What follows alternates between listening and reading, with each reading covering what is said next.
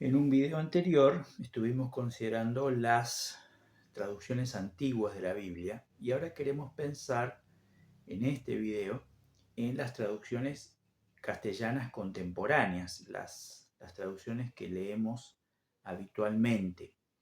Una pregunta recurrente que se nos hace a personas que nos dedicamos al estudio de la Biblia, a su enseñanza, es ¿cuál es la mejor versión?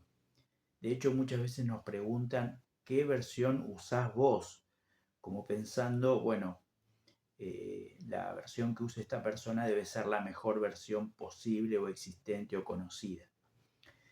Hoy en día tenemos una bendición muy particular, que es que tenemos una gran disponibilidad de traducciones bíblicas en castellano.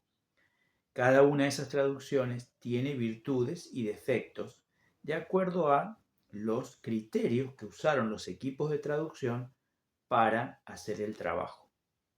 Hagamos algunas aclaraciones de las dificultades y compromisos que tiene la tarea del traductor.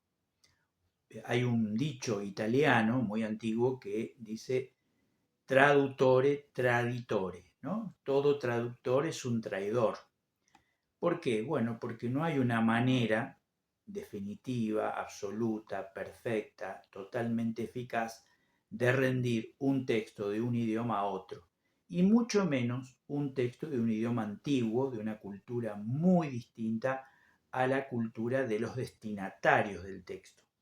Entonces, los desafíos que comporta la traducción del texto bíblico son enormes. Hagamos algunas sugerencias o salvedades para pensar esta riqueza con la que nos encontramos hoy, que todos y todas tenemos a nuestra disposición una gran cantidad de Biblias en castellano que podemos comparar y cotejar sin necesidad, por tanto, si no lo deseamos, de recurrir a algún material con el texto original, que también están dispuestos y disponibles en Internet para el que quiera hacer un estudio un poquitito más profundo, aún sin saber idiomas bíblicos. El traductor tiene dos grandes obligaciones o responsabilidades.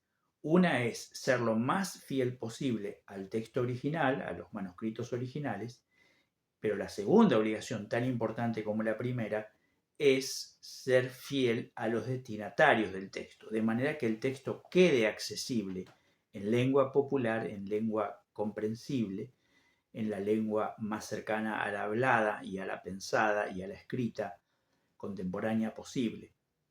En este sentido, hay una doble obligación. A veces se escucha decir que las mejores Biblias son las que son más fieles y más literales al texto original. Esto puede ser en realidad un principio contradictorio y pondré un ejemplo. En Éxodo 1:16, el faraón, al llamar a las parteras hebreas para detener el crecimiento de la población, todos conocemos o muchos conocemos esa historia, en Éxodo 1:16 dice, cuando vean el sexo del niño, si es varón, mátenlo. La palabra sexo no existe en el hebreo. El hebreo es un idioma muy poderoso que evita los nombres de las palabras, de las partes íntimas del cuerpo, y la palabra sexo en sí misma no existe. ¿Qué está obligado ahí a hacer el traductor? Reponer en el texto una palabra que no está en el texto original. ¿Qué dice el texto original? Literalmente, cuando vean las dos piedras, mátenlo. Obviamente, al decir las dos piedras se refiere a los órganos masculinos. Tampoco hay palabras en el hebreo para testículos o pene. Entonces, está aludiendo a los órganos masculinos, distintivos.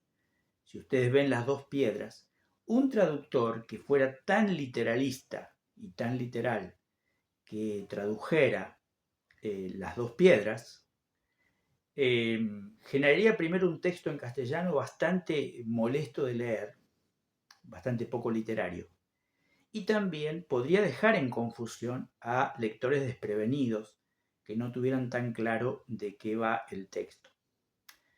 Si nosotros revisamos Biblias que en general elogiamos por su fidelidad al texto original, como por ejemplo Reina Valera, en todas sus revisiones, vamos a encontrar que introducen la palabra sexo.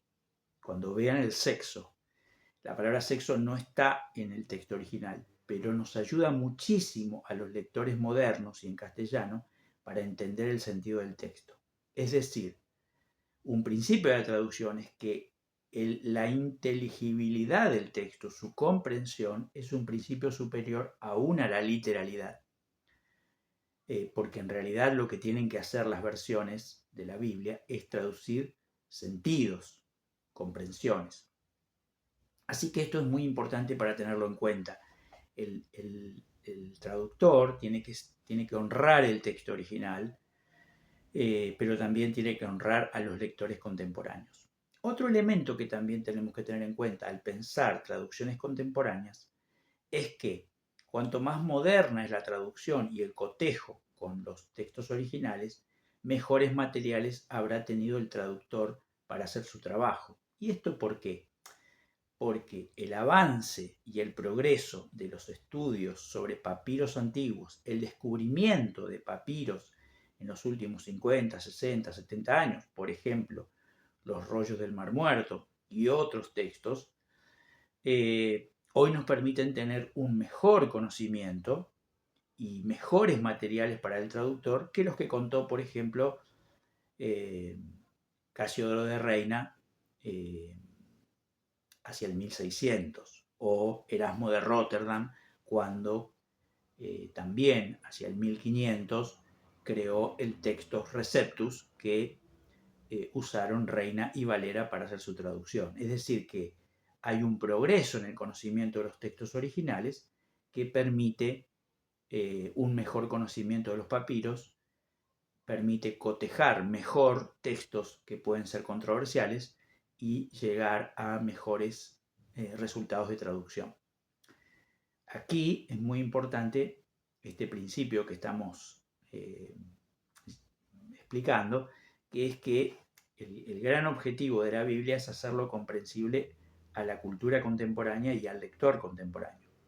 Eso siempre implica un grado de interpretación. Toda traducción es en sí mismo una interpretación.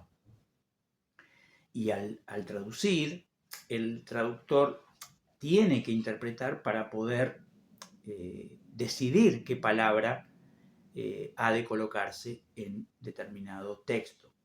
Hay palabras en el idioma original, en el hebreo, y también en el griego, que tienen diversas acepciones, de acuerdo al contexto, de acuerdo al texto precedente, al texto consecuente. Entonces uno debe elegir. No se pueden poner 5 palabras para traducir una palabra, sino que los traductores eligen.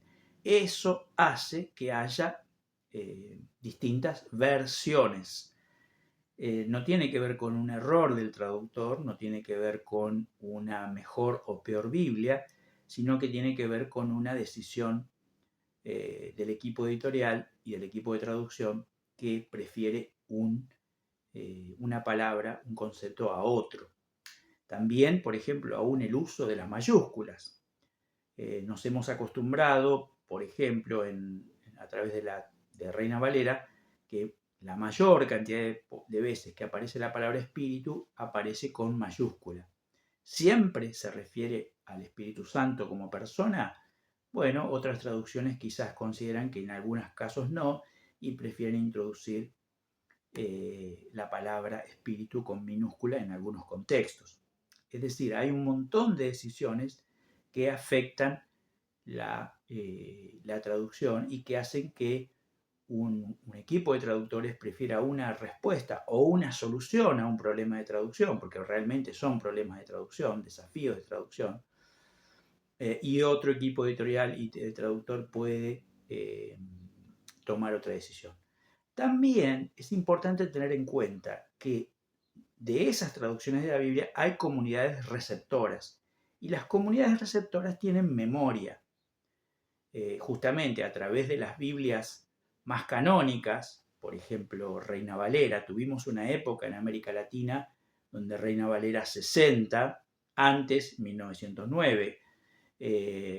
Luego las revisiones que se hicieron en los 90 y más allá, se convirtió en una especie de Biblia canónica. ¿Qué quiero decir con esto? Bueno, que era la Biblia más leída por todos los cristianos evangélicos en América Latina, más memorizada. De hecho, en mi caso, que me acerqué a la fe ahí por los 18 años, mis primeras Biblias fueron Reina Valera 60, de manera que el 100% de los versículos que me recuerdo de memoria son de esa traducción.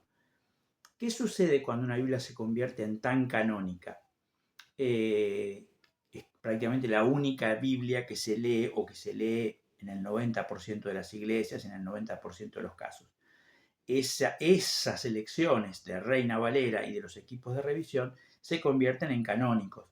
Cuando en otra versión vemos una variante, pensamos que hay un error o que el texto se lo está cambiando. En realidad, revisando los textos originales, otro equipo de traducción llega a una conclusión distinta, quizás 30, 40, 50 años después en un nuevo contexto de lectura. Hoy en día, el contexto en el cual leemos la Biblia en castellano es muy distinto. Ya no hay una Biblia canónica, las traducciones están muy dispersas, tenemos varias Biblias, como por ejemplo aquí a mis espaldas la Nueva Traducción Viviente, o una Biblia como Dios habla hoy, ¿no es cierto? Un poquito más antigua en su producción, que tienen una preocupación por hacer muy accesible el texto a lectores contemporáneos, quizás lectores que no están tan acostumbrados a leer y por lo tanto necesitan un castellano más sencillo, con menos palabras difíciles, técnicas o complejas, y de pronto podemos tener Reina Valera en todas sus revisiones, Biblia de las Américas, la nueva versión internacional. Aquí tengo también una traducción de origen de eruditos católicos, que es Biblia de Jerusalén, que es una hermosa traducción, que prefieren hacer un equilibrio entre rendir lo más cercano posible al texto original y a la vez acercarse lo más posible al mismo tiempo al lector contemporáneo. En realidad, lo que hace diferente a las Biblias es ese objetivo, el criterio. Yo puedo hacer una Biblia más técnica, más erudita, más de estudios bíblicos, que sé que la van a leer personas que tienen otros elementos para trabajar, para estudiar, para leer, quizás otra trayectoria educativa, y también puedo tener Biblias que tratan de acercarse a un público más amplio, menos formado, menos erudito, con menos tiempo para dedicarse a estudiar y que necesita un acceso más inmediato, más directo al texto. ¿Cuál sería el consejo final para redondear todo esto? Bueno, hoy en día podemos tener varias traducciones y versiones en nuestras casas, podemos compararlas y entonces llegar a una conclusión, porque de pronto una traducción le va a encontrar un giro al pasaje, otra le va a encontrar otro, tendremos alguna nota al pie que nos explique por qué las variantes, y quizás abriendo algún sitio de internet que nos puede llevar al texto original, sin necesidad de saber griego o hebreo, y nos puede dar el abanico de posibilidades que el traductor tuvo a mano y algunos sentidos que no aparecen en las Biblias que estamos comparando. Lo importante, volviendo a algunos conceptos que desarrollamos 3 o 4 videos atrás, es comprender que todo ese proceso es un proceso inspirado, ¿cierto? Los equipos de traducción son equipos muy formados, muy responsables, con un gran compromiso con la palabra de Dios, que hacen un gran servicio, un honroso servicio al pueblo de Dios para que todos tengamos muy buenas Biblias en nuestras manos, muy confiables, muy seguras. Y luego está nuestro trabajo de lectores y lectoras atentas, atentos, comprometidos, comprometidas para leer las Escrituras, hacerla nuestra, estudiarla con la mayor profundidad que podamos dentro de nuestros medios y sobre todo asumir el compromiso de llevarla a la práctica, de vivirla, de compartirlo con otras personas que no la conocen